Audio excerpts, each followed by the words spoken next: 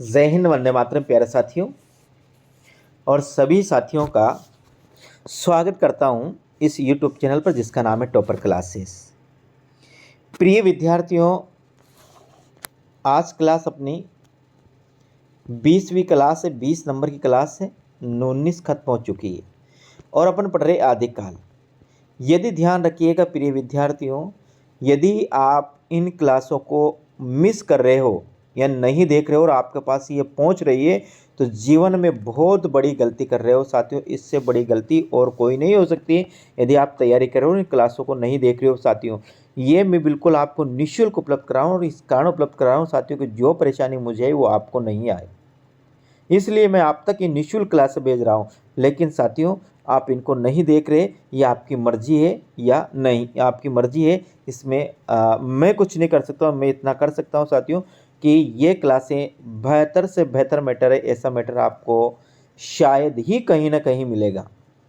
सटीक और प्रमाणिक मैटर है साथियों, इस बात का ध्यान रखें। तो और ये हिंदी शिक्षक भर्ती, आप किसी भी ग्रेड की तैयारी कर रहे हो, कॉलेज लेक्चरर का सेकंड ग्रेड तक, किसी भी राज्य स्तर से या केंद्र स्तर से, हर एग्ज़ाम क्लियर होगा आपका। ये मेरे पूरा वादा है आपसे साथियों। इसलिए इन क्लासों को देखें और अपने आपके जो नोट्स है उनमें इनको साथियों कोई चीज़ मिलती है अटेंड करें, या फिर आप नए नोट्स बना सकते हैं इनसे, क्योंकि मैं आपका जो कोर्स है लगभग साथियों इनको 30 से 40 दिनों में इनको मैं समाप्त कर दूंगा। खूब से खूब साथियों 50 या 55 दिन, बाकी इतने में मैं आपका पूरा साहित्य कवर करने की पूरी कोशिश करूँगा। इन्हीं शब्दों के साथ एक बार पुनः आप सभी प्यारे प्यारे विद्यार्थियों का आज की क्लास में मैं स्वागत करता हूं और हम पढ़ते हैं लौकिक साहित्य पढ़ रहे थे आदिकाल के अंतर्गत। उसमें अपना जो अगला कवि आता है वो आता है विद्यापति। आदिकाल के लौकिक साहित्य के सर्वाधिक चर्चित कवि माने जाते हैं तो वह विद्यापति माने जाते हैं। आदिकाल के लौकिक साहित्य के सर्वाधिक चर्चित कवि कौन है? विद्यापति है। आदिकाल के लौकिक साहित्य के सर्वाधिक चर्चित कवि कौन माना जाते हैं? विद्यापति माना जाते हैं। आदिकाल के लौकिक साहित्य के सर्वाधिक चर्चित कवि माने जाते हैं, कौन माने जाते हैं? विद्यापति माने जाते हैं। आदिकाल और भक्तिकाल के संधि कवि भी कौन माने जाते हैं? याद रखना साथियों, आदिकाल और भक्तिकाल के संधि कवि कौन माने जाते हैं? तो आदिकाल और भक्तिकाल के जो संधि कवि माने जाते हैं वो विद्यापति माने जाते हैं। इस बात को आप मतलब यहाँ पर प्रत्येक लाइन आपको याद करना है साथियों। तो आदिकाल और भक्तिकाल के ये संधि कवि माने जाते हैं, कौन माने जाते हैं? विद्यापति माने जाते हैं। समय की दृष्टि से ये भक्तिकाल में आते हैं, लेकिन इनकी रचना जो प्रवृत्ति दृष्टि है वो आदिकाल में। समय से तो ये आदिकाल भक्तिकाल के कवि है, लेकिन इन्होंने जो रचना की है उन रचनाओं में इन्हें इनकी रचनाओं में आदिकाल की काव्य प्रवृत्तियाँ देखने को मिलती है, इसलिए इन्हें आदिकाल और भक्तिकाल का संधि कहा जाता है। इनकी जो रचना है वो आदिकाल से संबंधित है और इनका जो समय भक्तिकाल का समय है, इसलिए इन्हें आदिकाल और भक्तिकाल का संधि कवि कहा जाता है।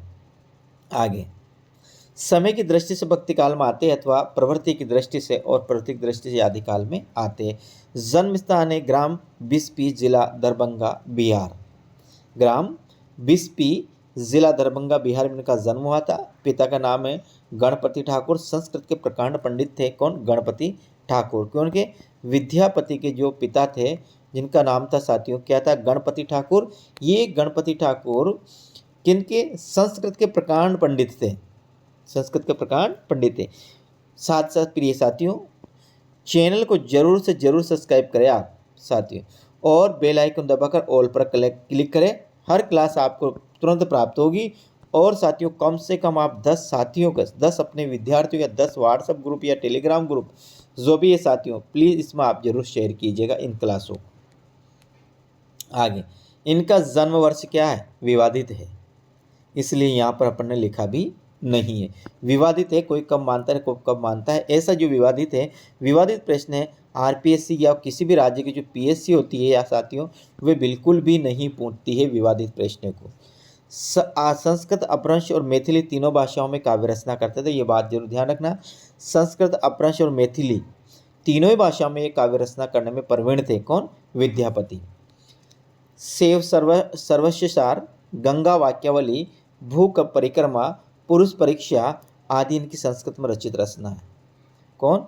सेव, सर्वस्व सार, गंगा वाक्यावली, भू परिक्रमा और भू परीक्षा, पुरुष परीक्षा, 4 रचनाएं संस्कृत भाषा में। शैव सर्वशिष्टाचार, गंगा वाक्यावली, भू परिक्रमा और पुरुष परीक्षा, 4 रचना इनकी संस्कृत में है।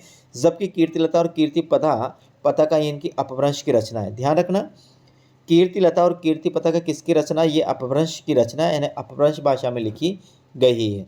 कीर्तिलता में किरत सिंह और कीर्ति पताका में राजा शिव सिंह की वीरता का, उनकी उदारता का वर्णन है। कीर्तिलता है जिसमें किरत सिंह की वीरता का वर्णन है। कीर्ति पताका है, कीर्ति पताका में राजा शिव सिंह की वीरता का वर्णन है।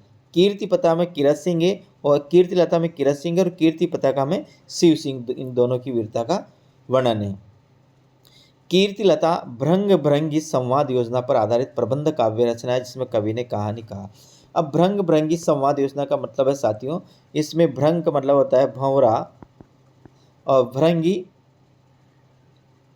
भंवरी। इसका मादा भंवरा और भंवरा दोनों के संवाद के आधार पर साथियों यह कहानी चलती है। कीर्तिलता की रचना की, यानी कि ये भृंग भृंगी संवाद है। साहित्य में एक तो भृंग भृंगी संवाद मिलता है और एक मिलता है साथियों सुख सुखी संवाद। सुख सुखी संवाद, सुख का मतलब है तोता और सुखी का मतलब है मैना, यानी तोता और मैना संवाद और साथियों भृंग और भृंगी संवाद। कीर्तिलता है वो भृंग और भृंगी संवाद योजना पर आधारित प्रबंध काव्य है। ध्यान रखना इस बात को। आचार्य शुक्ल ने क्या कहा इनके बारे में? सर जॉर्ज ग्रियर्सन जब विद्यापति के पदों का संकलन कर रहे थे तब इन पुस्तकों का पता नहीं लगा था। यानी जब जॉर्ज ग्रियर्सन विद्यापति की रचनाओं का संकलन कर रहे थे उस समय कीर्तिलता और कीर्ति पताका को इनको पता नहीं लगा था, इसलिए इनका उल्लेख नहीं कर पाए। इनके कहने का मतलब यही है साथियों, ध्यान रखिएगा। आगे बात करते हैं। कीर्तिलता एक हस्तलिखित प्रति है, पंडित हरप्रसाद शास्त्री को नेपाल के राज संग्रहालय में मिली है। कौन? कीर्तिलता हस्तलिखित प्रति है, हाथ से लिखी गई प्रति है, हाथ से लिखी गई प्रति है। और इसी किसको कहाँ पर मिली है साथियों? तो ये जो रचना है हरप्रसाद जो शास्त्री है उनको ये नेपाल संग्रहालय से ये प्राप्त हुई है। कौन? कीर्तिलता। ध्यान रखिएगा। विद्यापति को साहित्य जगत में अनेक उपाधियों से विभूषित किया गया था।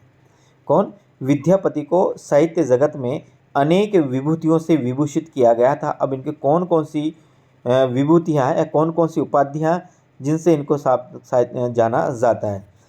पहली बात तो मैथिल कोकिल या मैथिली कोकिल, अभिनव जयदेव, हिंदिका जयदेव, खेलन कवि, लेखन कवि, सरस कवि, कविशेखर, कवि रंजन, कवि कंठार, पंचानन, दशावधान आदि विद्यापति की प्रमुख उपाधियाँ हैं। विद्यापति को साथियों बच्चन सिंह ने हिंदी का जातीय कवि भी कहा है और आचार्य शुक्ल ने तुलसी को हिंदी का जातीय कवि कहा है। एक बार पुनः, मैथिल कोकिल या मैथिली कोकिल है, अभिनव जयदेव है, हिंदी का जयदेव है, खेलन कवि है, लेखन कवि, सरस कवि, कविशेखर, कवि रंजन, कवि कंठाहार, पंचानन, दशावधान आदि इनकी प्रमुख रचना है। मैथिली कोकिल अभिनव जयदेव, हिंदी का जयदेव, खेलन कवि, लेखन कवि, सरस कवि, कवि शेखर, कवि रंजन, कवि कंठाहार, पंचानन, दशावधान आदि इनकी प्रमुख उपाधियाँ हैं। हाँ, डॉक्टर हजारी प्रसाद द्विवेदी ने विद्यापति को श्रृंगार रस का सिद्धवाक कवि माना है। अब साथियों यहाँ से एक बात और निकलकर सामने आती है कि विद्यापति भक्त है अथवा श्रृंगार कवि है। इस पर साथियों बहुत बड़ा विवाद है, भक्त है या फिर ये श्रृंगार कवि है, इस पर बहुत बड़ा विवाद है। तो आप आगे पढ़ेंगे कि ये किन किन ने इनको भक्त माना और किन किन ने इनको श्रृंगारी कवि माना है। तो देखें, डॉक्टर हजारी प्रसाद द्विवेदी ने विद्यापति को श्रृंगार रस का सिद्धवाक कवि कहा है। आचार्य शुक्ल ने हिंदी का जातीय कवि तुलसीदास को कहा है। आचार्य रामचंद्र शुक्ल ने हिंदी का जो जातीय कवि कहा वो तुलसीदास को कहा, लेकिन डॉक्टर बच्चन सिंह ने ही हिंदी का जातीय कवि कहा। यदि हिंदी का जातीय कवि किससे कहा है, वहाँ पर जो ऑप्शन आए थे विद्यापति या विद्यापति और बच्चन सिंह आया तो बच्चन सिंह लिखना, और जिससे पूछा है साथियों उसी हिसाब से इसका आंसर देना है। डॉक्टर बच्चन सिंह ने इन्हें हिंदी का जातीय कवि कहा है। विद्यापति हिंदी के प्रथम गीतकार माने जाते हैं। ध्यान रखना, हिंदी के प्रथम गीतकार कौन माने जाते हैं? विद्यापति हिंदी के प्रथम गीतकार माने जाते हैं।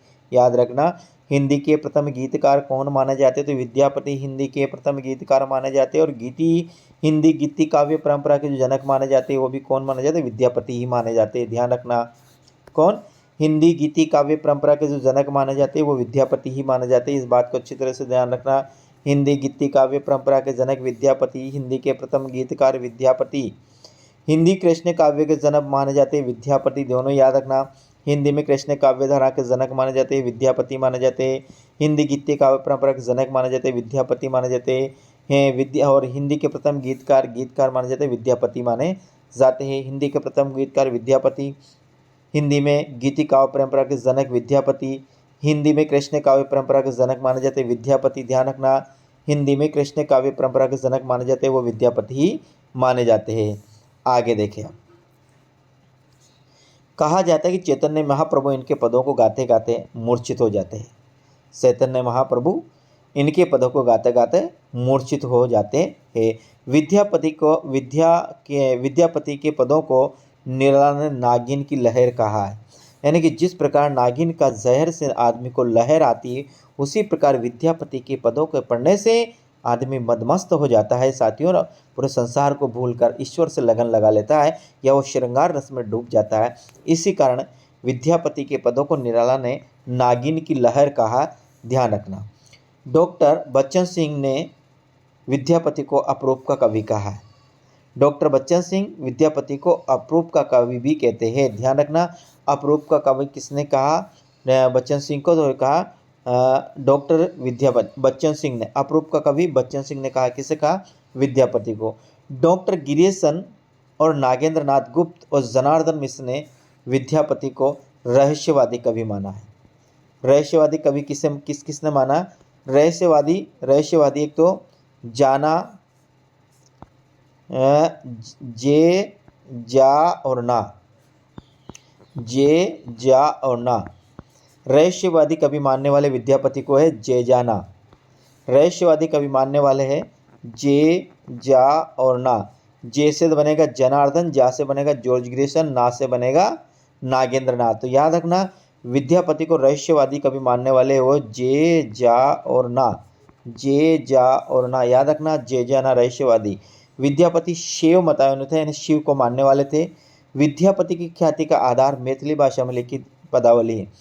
यानी विद्यापति जिस कारण से प्रसिद्ध हुए वो पदावली है, और पदावली इनकी मैथिली भाषा में लिखी गई रचना है। विद्यापति श्रृंगारिक थे या भक्त, यह विवाद का विषय है। रहस्यवाद तो आप जानेंगे, रहस्यवाद में जे जा और ना। जैसे जनार्दन, जा से जॉर्ज ग्रीसन, ना से नागेंद्र है, इस बात का ध्यान रखना। अब आगे, बाबू ब्रजनंद साहे और बाबू श्याम सुंदर दास ने विद्यापति को परम वैष्णव भक्त कवि माना है। परम वैष्णव भक्त या वैष्णव भक्त कवि या भक्त कवि मानने वाले हैं वो याद रखना बाबू, वो डबल बाबू, क्या याद रखने? डबल बाबू। एक बाबू ब्रजनंद साहे और एक बाबू श्याम सुंदर दास है। श्याम ब्रज ऐसे याद रख ले, वैष्णव भक्त है तो यहाँ वैष्णव भक्त में आप याद रखें ब्रज श्याम, ब्रज और श्याम सुंदर, ब्रजनंद और श्याम सुंदर। वैष्णव भक्त में याद रखें ब्रजनंद और श्याम सुंदर, ब्रजनंद और श्याम सुंदर। या वैष्णव भक्त में याद रखें बाबू, एक बाबू से तो बनेगा बाबू ब्रजनंद सायर, एक बाबू से बनेगा बाबू श्याम सुंदर दास। आगे, डॉक्टर शुक्ल, डॉक्टर रामकुमार वर्मा और डॉक्टर नगेंद्र हरप्रसाद शास्त्री रामवृक्ष बेनीपुरी ने विद्यापति को श्रृंगारिक कवि माना है।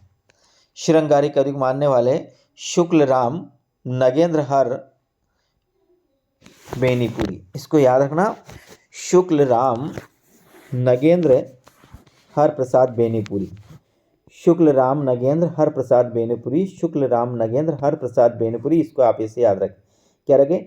शुक्ल राम नगेंद्र हर प्रसाद बेनीपुरी, शुक्ल राम नगेंद्र हर प्रसाद बेनीपुरी, शुक्ल राम नगेंद्र हर प्रसाद बेनीपुरी, शुक्ल राम नगेंद्र हर प्रसाद बेनीपुरी, शुक्ल राम नगेंद्र हर प्रसाद बेनीपुरी ने विद्यापति को कौन सा कवि माना है? श्रृंगारिक कवि माना है।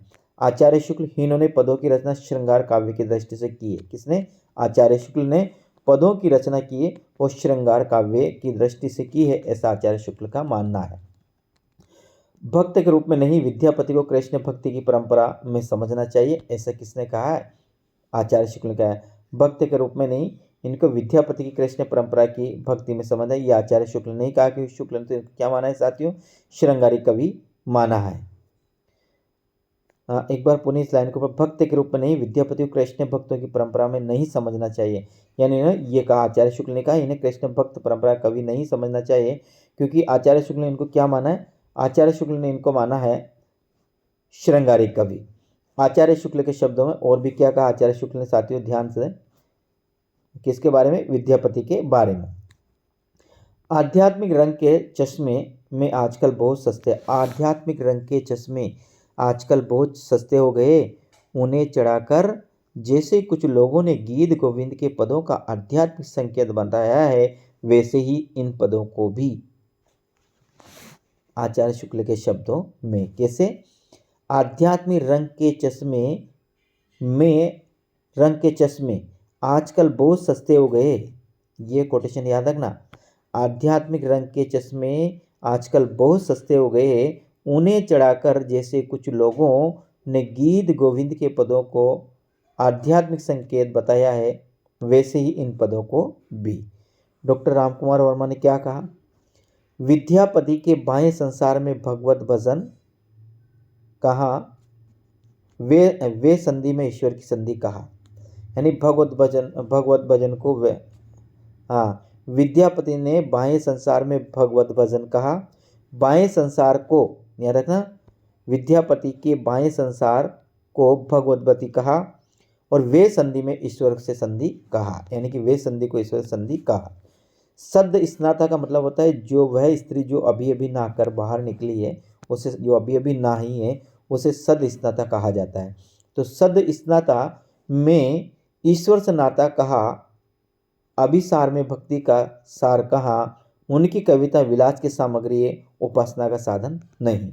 डॉक्टर रामकुमार, सद स्नाता में ईश्वर से नाता कहा, अभिसार में भक्ति का सार कहा, इनकी कविता विलास की सामग्री है, उपासना का साधन नहीं। ये कहा किसने, रामकुमार वर्मा ने।